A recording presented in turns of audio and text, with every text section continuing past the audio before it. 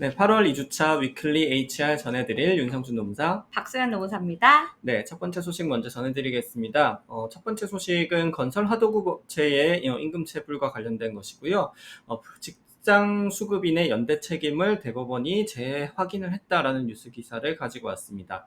우리가 건설업 같은 경우에는 이제 흔히들 이렇게 팀장이라고 하면서 그냥 개인 사업을 하시면서 여러 명의 팀원들을 데리고 다니면서 뭐 이 현장 저 현장 이제 떠돌아다니면서 그렇게 일을 하시는 경우들이 많은데요. 이렇게 이제 무등록으로 되어 있는 그 사업주, 개인 건설업자라고도 부르기도 하고, 뭐, 오야지 식장이라고 부르기도 하고, 팀장이라고 부르기도 하고, 그렇게 하는데, 이제 이분들이 이 팀원들한테 이제 임금을 주겠다라고 막 약속을 해가지고, 여러 팀을 옮겨 다니면서 여러 장소에서 근무를 하기도 합니다. 예, 그렇게 하는데, 이 개인 사업자 같은 경우에는 건설사업 면허라든지 아니면 법인 등록 같은 것들을 가지고 있지 않은 경우가 많고, 그래서 이제 이 개인 사업자의 임금 체불 문제가 굉장히 빈번하게 발생을 하고 있습니다. 그래서 근로기준법에도 보면은 이렇게 하도급을 받은 개인 사업자가 임금 체불을 하는 경우에는 그 상위에 있는 직상수급인과 연대해서 임금 지불을 책임져야 된다라는 그런 법이 있습니다. 그래서 임금 체불이 발생하는 경우에 이 팀장뿐만 아니고 그 사람한테 하도급을 줬었던 건설업체나 그 직상수급인이 연대 책임을 지는 경우가 많이 있다라는 거죠. 그래서 이 뉴스 기사에서 소개하고 있는 그 케이스에서도 이 팀장이 임금 체불을 했는데 약 2천만 원 정도를 주지 않았고, 근데 이제 그 위에 있는 직상수급인한테서 뭐 이제 지불각서 같은 것도 받았는데, 그럼 이 근로자들이 임금 체불에 대해서 고용노동부에 진정을 할 때는 이 팀장뿐만 아니고 그 직상수급인에 대해서 이제 같이 피진정인으로 넣어가지고 임금 체불을 보통은 진행을 하게 됩니다. 근데 이제 이러한 그 직상 수급인이 이제 이런 임금 체불의 진정을 받았었을 때, 나는 이 팀장한테 돈을 다 줬는데 왜 이거 나한테 진정해?라고 해가지고 그걸 가지고 이제 다시 소송을 갔었던 케이스이고요. 대법원에서는 이렇게 직상 수급인에 대해 가지고 임금 체불에 대해서 연대 책임을 지우는 것이 적법한 것이다라는 판단을 했다는 뉴스가 되겠습니다. 대법원에서 이런 판결을 한 취지는 이렇게 무등록자인 이 그 팀장과 같은 이런 개인 사업자한테 임금 체불에 대한 그 정적인 책임을 지우게 된다라고 하면은 수차례의 도급을 통해서 이루어지는 건설업에서 임금 체불이 지속적으로 발생할 것이고 임금 체불의 구제가 효과적으로 이루어지지 않을 것이다라는 판단을 한 것이 깔려 있습니다. 그래서 만약에 이제 임금 체불을 당하셨다고 하더라도 그 개인 사업자인 경우에는 직상 수급인과 같이 이렇게 피진정인으로서 이제 임금 체불 진행을 하실 수 있는 것이고요. 건설업을 영위하시는 이 직상 수급인이 만약에 하도급을 줬었을 경우에 그 하도급을 받은 그 팀장이나 뭐 그런 개인 사업자가 만약에 임금 지급을 잘 이행을 하지 않는지에 대해서도 좀 면밀하게 사업주 입장에서는 관측을 하실 필요가 있을 것 같습니다. 네. 최근에 법원에서는 배달 라이더가 근로자가 아니다라는 법원 판단을 낸 적이 있습니다. 지난달에 대법원에서는 또 타다 드라이버가 근로기준법상 근로자라고 판단을 하기도 했었는데요. 이게 판단이 또 달라졌기 때문에 많은 분들이 관심을 좀 기울이고 있습니다. 어떤 부분들이 달랐던 것인지 한번 살펴보도록 하겠습니다. 가장 핵심적인 부분은 업무 자율성으로 보여집니다. 타다의 경우에는 드라이버의 업무 자율성이 조금 낮았는데요. 예시를 들면 드라이버들은 이제 앱이 지정한 대기 장소에서 대기를 해야 했고요. 호출을 대기를 하고 업무 방법이랑 업무의 배분 모두 이 타다 측에서 결정이 되었습니다. 예를 들어서 경로 같은 경우에도 내비게이션을 따라서 거기 앱 어플에 따라 진행을 했어야 되는 부분들이 있습니다. 그런데 이번 판결의 라이더의 경우에는 배달 콜 수락 여부, 그리고 배달 경로의 선택을 라이더가 직접 선택을 하는 자율적인 결정 방법으로 선택이 되었고요. 페널티 제도, 레벨업 제도, 그리고 저희가 보통 피하고 싶어 하는 똥콜 이렇게 얘기하는 것들을 수행하면 가산점을 주는 이런 제도들이 있기는 했으나 이게 강제 배차를 하지는 않았기 때문에 직원 배달 라이더들이 선택을 할 수 있게 해놓은 것이다라고 판단을 했습니다. 또 상황별 대응 요령이 있었는데요. 요것 같은 경우에서는 이제 구체적인 업무 방법을 지시했다 하기보다는 배달 업무를 수행함에 있어서 가맹점이나 고객이 좀 불편한 상황이 있기 때문에 이런 것들을 방지하고 효율적으로 업무 수행을 할 수 있도록 가이드를 준 것이다. 또 회사 측에서는 이렇게 주장을 했죠. 그러다 보니까 대법원에서는 이것으로 업무 종속이나 지시가 있었다고 판단하기는 어렵다라고 하면서 근로기준법상 근로자가 아니라고 판단을 했습니다. 물론 대법원에서 또 이 판단이 뒤집어질 가능성도 있습니다. 그런데 이렇게 판단마다 달라지는 경우에는 사실 좀 문제가 있지 않을까요?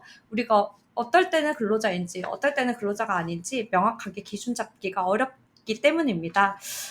최근 법원 판결에서는 이런 부분들이 계속 언급이 되고 있는데요. 바로 근로기준법 말고 별도 입법을 통해서 이런 부분들에 종사하는 그 플랫폼 종사자들의 보호가 필요하다라는 부분입니다.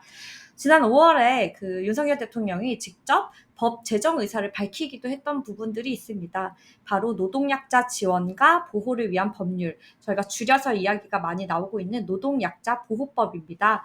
특수형태 근로종사자 혹은 플랫폼 종사자와 같이 요즘 현재의 노동법 체계로 보호하기 어려운 그 측면에 있는 사각지대에 있는 사람들에게 사회적 안정망을 제공함으로써 노동법 체계의 제도 실패에 대한 보완을 좀 하고 싶다라는 부분들인데요.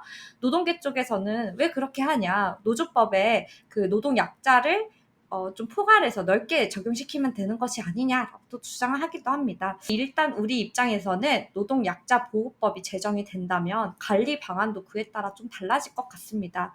법안 관련 움직임을 좀 잘 살펴보면서 관리 전략에 좀 고민해 보셔야 될 타이밍인 것 같습니다. 네, 다음은 위클리 라움 소식 들려드리겠습니다. 저는 이제 일주 단위의 탄력적 근로시간제의 도입이 필요한 경우에 대해서 좀 말씀을 드리려고 합니다. 우리가 이제 일반적으로 병원 아니면 뭐 식당, 카페 이런 데 같은 경우에는 그 날짜별로 좀 근로시간이 들쑥날쑥한 데가 많이 있습니다. 예컨대 병원을 좀 예를 들어보면은 어떤 날은 야간 진료를 해가지고 아침 9시부터 밤 9시까지 근무를 하기도 하고, 어떤 날은 주중 오프를 직원들한테 부여하기도 하고, 또 병원 같은 경우는 거의 대부분 토요일에도 근무를 하니까 토요일 근무를 나오기도 합니다. 그래서 이제 그 병원에 근무하신 분들 같은 경우에는 그런 스케줄표 같은 거를 짜가지고 어떤 날 야진을 할 때는 하루에 뭐 한 10시간 넘게 근무를 하기도 하고, 어떤 토요일에는 뭐 한 반일 정도 그렇게 근무를 하는 그런 들쑥날쑥한 형태를 띠고 있는데요. 이 근로기준법에서 연장근로수당을 산정할 때는 하루에 8시간을 초과하거나 일주일에 40시간을 초과하는 경우에 연장근로수당을 줘야 된다라고 하고 있는데요. 이러한 경우에 일주간의 총 근로시간이 40시간을 넘지 않더라도 1일의 근무시간이 8시간을 넘는 경우에는 이 야간근로수당을 산정해서 지급을 해야 된다라는 결론이 나오게 됩니다. 하지만 이렇게 봤었을 때 전체적으로 일주간의 근로시간이 40시간을 넘지 않는데 우리가 그럼 하루에 왜 그 초과하는 8시간 초과하는 부분에 대해서 근로시간을 연장근로로 인정을 해야 되나요? 라는 그런 질문들이 많이 계신데요. 이러한 경우에 일주를 단위 기간으로 하는 탄력적 근로시간제를 도입하셔서 운영을 하시면은 이러한 문제를 해소를 하실 수 있습니다. 일주를 단위 기간으로 하는 탄력적 근로시간제를 운영하시게 되는 경우에는 일주간의 평균 근로시간이 40시간을 초과하지 않는 범위 내에서 일주간의 근로시간이 48시간을 초과하지 않으면 그 내에서 소정 근로시간이 범위를 조정을 할 수 있는 제도가 일주 단위의 탄력적 근로시간제가 될 것이고요. 그 도입 요건은 취업규칙의 규제 사항으로서 이렇게 규정을 해두면은 합법적으로 제도 시행이 가능합니다. 그래서 이제 그 일주 단위로 이렇게 탄력적 근로시간제를 도입을 하면은 전체 근로시간을 40시간이 넘는 부분에 대해서만 연장근로로 카운트를 하시더라도 아무런 문제가 되지 않고, 하루에 8시간을 초과하는 근로가 설령 있다고 하더라도 일주간의 전체 근로시간이 40시간 이내에서만 발생한다라고 하면은 그 부분에 대해서 연장근로수당을 별도로 지급할 필요가 없게 되어 있습니다. 탄력적 근로시간제 같은 경우에는 이제 사전에 근로시간이 확정이 되어야 된다라거나 아니면은 어떤 근로자 대표와 합의를 해야 된다라거나 하는 조건들이 좀 까다로운 편이고, 그래서 이제 많은 분들이 좀 어려워 하시는데요. 이러한 제도들 같은 것 중에서 우리 사업장의 실정에 잘 맞게, 잘 도입해서 활용을 하신다면은 굉장히 좀 도움이 되게 활용을 하실 수 있는 부분들이 있습니다. 특히 방금 말씀드렸었던 일주간의 그 단위 기간으로 하는 탄력적 근로시간제 같은 경우에는 주 단위로 근무 스케줄을 짜서 운영을 하는 사업체들, 그래서 예시로 말씀드렸었던 병원, 식당, 카페, 그다음에 영업시간을 정해놓고 운영하는 상점들이나 그런 곳에서 굉장히 유용하게 쓸 수가 있으니까요. 그런 도입이 필요하신 곳들은 저희 노무법인 라움에 반드시 상담을 한번 의뢰해 보시면 좋겠습니다. 최근 엔잡러라는 이야기 많이 들어보셨죠? 지금 현재 엔잡러가 67만 명으로 역대 최대 수치를 나타냈다고 합니다. 유튜브, 블로그, 쇼핑몰, 그리고 쿠팡 파트너스 이런 것들도 많이 하시더라고요. 본래 직장에서 일하는 것 외에 부수업을 만들기 위해서 다른 일을 하는 것들을 이렇게 엔잡러라고 하고 있는데요. 이번에 한번 사장님들 입장에서 살펴보도록 하겠습니다. 근데 엔잡러들 때문에 우리 회사에 문제가 생기면 안 되겠죠. 그렇다고 무조건 금지를 할 수는 없습니다.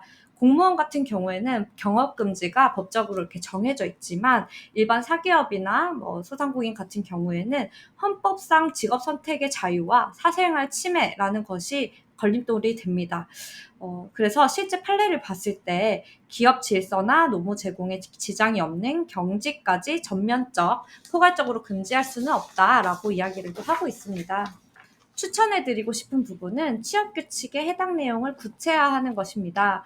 첫 번째, 근로자가 그 겸집을 해야 하는 경우에 반드시 회사에 먼저 알려서 승인을 득한 다음에 진행을 할 것.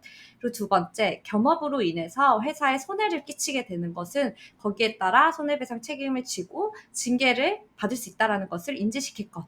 이 두 가지가 좀 중요할 것 같은데요. 그럼 어떠한 경우에 손해 책임이라든지 징계를 좀 할 수 있을지 살펴보겠습니다.